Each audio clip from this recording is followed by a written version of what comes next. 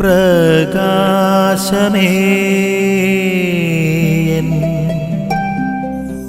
മിഴി തുറക്കുക വേഗം. ശ്ലീഹാകാലത്തിലെ അവസാനത്തെ ദിവസമായിട്ടുള്ള ഇന്നത്തെ വചനഭാഗത്തിലൂടെ വലിയൊരു പ്രത്യാശ സഭാമാതാവ് നമുക്ക് മുൻപിൽ നൽകുന്നുണ്ട്. ഇന്നത്തെ വചനഭാഗത്തിൽ യേശു പറയുന്നുണ്ട്, കുറച്ചു കാലം കഴിഞ്ഞാൽ നിങ്ങൾ എന്നെ കാണുകയില്ല, എന്നാൽ വീണ്ടും കുറച്ചു കാലം കഴിഞ്ഞാൽ നിങ്ങൾ എന്നെ കാണും. സുവിശേഷത്തിൽ നാം കാണുന്നു, ഈ വചനഭാഗം മനസ്സിലാക്കുവാനായിട്ട്, ഗ്രഹിക്കുവാനായിട്ട് ശ്ലീഹന്മാർ ബുദ്ധിമുട്ട് അനുഭവിക്കുന്നുണ്ട് എന്ന്.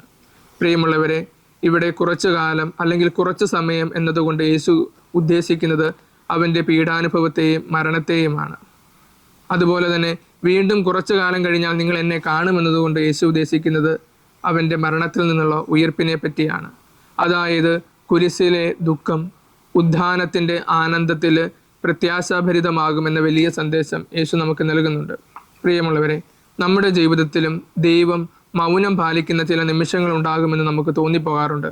നമ്മുടെ പ്രാർത്ഥനകൾക്ക് ഉത്തരം ലഭിക്കാതെ വരുമ്പോൾ, നമ്മുടെ ബുദ്ധിമുട്ടുകൾക്ക് പരിഹാരം കാണാതെ വരുമ്പോൾ, ദൈവം നമ്മുടെ ജീവിതത്തിൽ ഉണ്ടോ എന്ന വലിയ ചിന്ത, വലിയ ചോദ്യം നമ്മുടെ ഇടയിലുണ്ടാകും. അപ്രകാരമുള്ള സന്ദർഭങ്ങളിൽ ഇന്നത്തെ സുവിശേഷത്തിൻ്റെ അടിസ്ഥാനത്തിൽ നമുക്ക് മനസ്സിലാക്കുവാനായിട്ട് സാധിക്കും, ദൈവം മൗനം പാലിക്കുന്നുണ്ട് എന്നത് ദൈവത്തിൻ്റെ അഭാവമല്ല, മറിച്ച് അതൊരു പുതിയ അത്ഭുതത്തിനുള്ള മുന്നൊരുക്കമാണ്. അതുകൊണ്ട് തന്നെ നമുക്ക് കാത്തിരിക്കാം ദൈവത്തിൻ്റെ സമയത്തിനായിട്ട്, ദൈവം നമ്മുടെ ജീവിതത്തിൽ പ്രവർത്തിക്കുന്ന സമയത്തിനായിട്ട്. അതിനായിട്ട് നമ്മുടെ ഹൃദയങ്ങളെ ഒരുക്കാം. ആമേൻ. നിൻ വഴിയേ നടക്കാം.